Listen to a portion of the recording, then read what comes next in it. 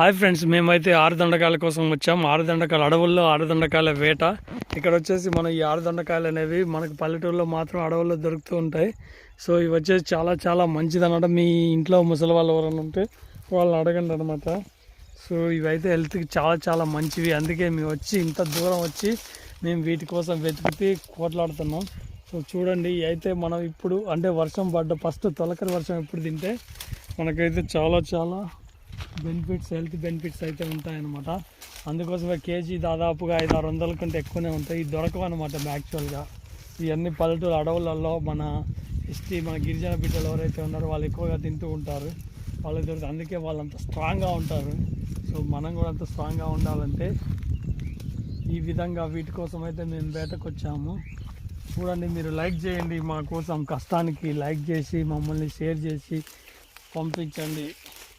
Okay, ఇప్పుడైతే మనం ఈ పెద్ద కాయను కూడా కోయబోతున్నాం. అమెరికాలో అడ్వెంచర్ లాగా మనం కూడా ఇక్కడ మనం కోస్తున్నాం. చూడండి, ఎన్ని నిమిషాలు అయింది, 1 నిమిషం చాలే.